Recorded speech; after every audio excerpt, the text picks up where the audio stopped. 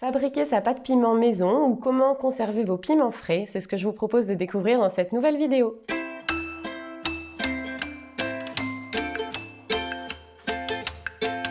Bonjour, je suis Monique Thomas et vous êtes sur ma chaîne Saveurs et Simplicité, une chaîne sur laquelle je propose de partager avec vous des astuces et mes découvertes vers une vie plus saine, plus simple et plus heureuse. Avant toute chose, si vous ne l'avez pas déjà fait, je vous invite tout de suite à aller télécharger mon guide pour vous aider à grignoter sain avec les snacks healthy. Vous trouverez le lien juste en dessous de la vidéo dans la description. Alors aujourd'hui, je partage avec vous une astuce pour pouvoir conserver vos piments frais. Alors en fait, j'ai eu la chance cette semaine d'être invitée à déguster un super bon rougail. C'est un plat réunionnais qui est plus ou moins pimenté, mais c'est vrai qu'à La Réunion, on aime beaucoup pimenter les plats et en particulier aussi préparer des pâtes de piment pour pouvoir accompagner les différents plats. Donc ça se fait avec en général des piments oiseaux, ce sont les petits piments que l'on trouve à La Réunion. Voilà, ça ressemble à ça. Et j'ai aussi récupéré donc des piments rouges comme ceci. Et en fait, quand j'ai les piments comme ça, alors on peut les conserver tout simplement dans du vinaigre, mais moi ce que j'aime bien faire du coup quand j'ai pas mal de piments comme ça, c'est de faire une pâte piment. Ça va me permettre de les conserver très très longtemps, hein, plus d'1 an si je le souhaite, pourvu que je les garde toujours trempés dans l'huile. C'est super simple à faire et c'est super parce que nous on aime beaucoup manger un petit peu épicé, un petit peu pimenté.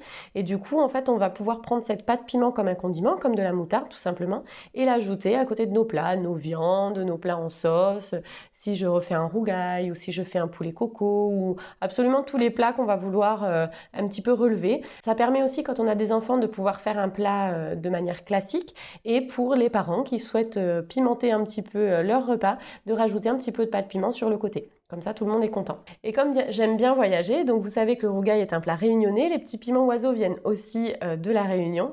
Mais ce que je vous propose comme recette aujourd'hui, c'est une recette de pâte piment que m'a appris à faire mon amie sénégalaise. Donc une petite dédicace au passage à Ami. Et je vous montre tout de suite comment faire. Donc pour réaliser cette pâte piment, c'est pas compliqué, il faut très peu de choses, il faut des piments et de l'huile d'olive. Mais après, si on veut y rajouter un petit peu de goût, on peut aussi rajouter par exemple une échalote et du gingembre. Donc vous savez que moi j'aime beaucoup le gingembre, donc je vais en prélever un petit morceau pour en rajouter un petit peu sur le dessus. Il vous faudra également un mixeur parce que pour les conserver, en fait, on va les mixer. Donc vous pouvez prendre un petit mixeur à main, enfin un petit mixeur électrique ou un petit mixeur à main ou un gros mixeur, comme vous voulez. Je vais simplement enlever la queue du piment et je vais les mettre directement dans mon mixeur pour les mixer.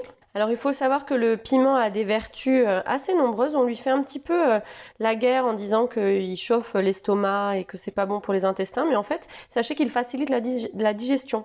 Donc les seules personnes qui sont concernées par ces problématiques sont les personnes qui ont vraiment déjà des problèmes gastriques ou des problèmes de digestion.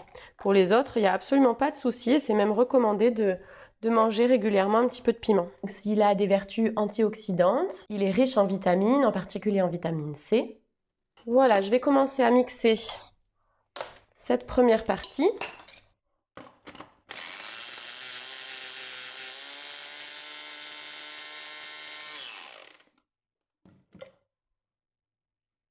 Donc il faut savoir que ce qui pique le plus, ce sont les graines du piment. D'ailleurs, je le sens là. Donc en fait, ce que je vais faire, c'est que je vais enlever les petites graines qui sont sorties. On peut bien sûr les couper, les épépiner avant de mixer. Mais vous me connaissez, moi je suis partisante de ce qui est le plus simple et le plus rapide. Donc je fais comme ça. J'enlève juste un petit peu le plus gros des graines. Je vais enlever aussi un petit peu celles qui sont remontées à la surface, là, sur le bord. Et sinon, vous voyez que même sans les avoir coupées à l'avance, tout est bien mixé. Et donc moi, ça me convient très bien de fonctionner comme ça. Voilà, je vais rajouter mon échalote que je vais mixer également. Donc je la pèle.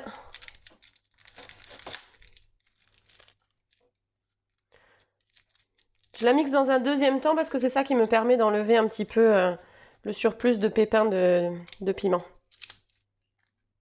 Voilà, j'ajoute mon échalote et je mixe à nouveau. Surtout ne vous touchez pas les yeux ou le tour de la bouche avec vos doigts quand vous avez manipulé du piment, hein. Vous vous en souviendrez sinon. Et voilà, je me retrouve avec une petite mixture, donc c'est des petits morceaux. Et ce que je vais faire maintenant, c'est que je vais les faire légèrement revenir à l'huile d'olive dans ma poêle. Je fais chauffer un peu d'huile. Et je mets le piment que j'ai mixé avec l'échalote. Sachez également que si vous récupérez, si vous sortez les pépins des piments, vous pouvez les récupérer pour essayer de les replanter plus tard.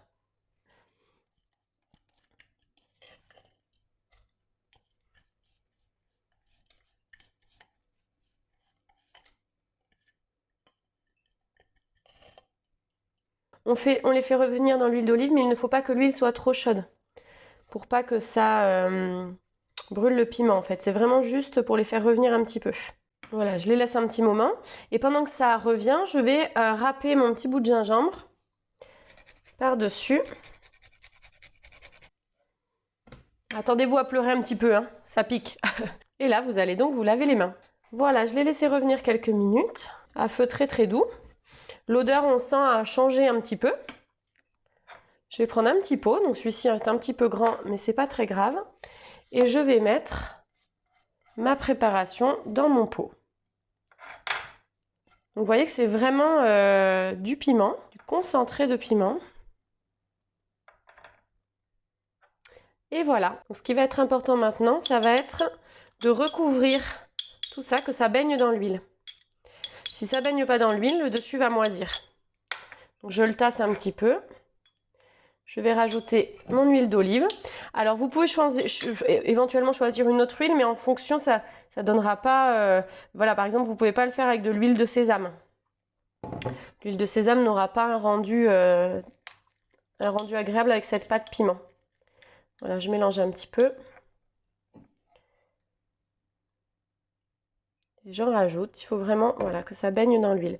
Donc si vous veniez à manquer d'huile à un moment donné, il vous suffirait d'en rajouter pour que votre pâte se conserve au frigo.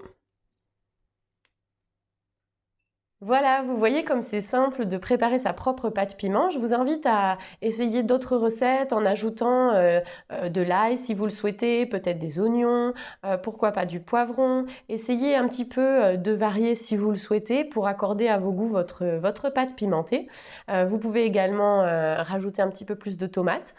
Sachez que cette pâte piment, vous pourrez la conserver au frigidaire pendant vraiment longtemps. Nous, on la conserve plus d'1 an, le temps en fait de l'écouler en fonction des périodes, parce que par période on a tendance à en manger beaucoup et par période on en mange un petit peu moins. Si vous souhaitez la conserver pendant un certain temps, il vous faudra veiller à ce que la pâte piment soit toujours trempe toujours dans l'huile, que le niveau d'huile soit toujours au-dessus de la pâte piment, parce que sinon ça va moisir. Le fait que ce soit dans l'huile, ça va permettre en fait que ça ne moisisse pas. Voilà, n'hésitez pas à me faire des retours par commentaire sous la vidéo ou sous l'article sur mon blog. Je vous mets le lien vers l'article juste en dessous de cette vidéo. J'espère que ça vous a plu. Partagez cette vidéo si vous connaissez des personnes qui pourraient être intéressées. Mettez un petit pouce bleu pour m'encourager et abonnez-vous à la chaîne. Je vous retrouve bientôt pour une nouvelle vidéo.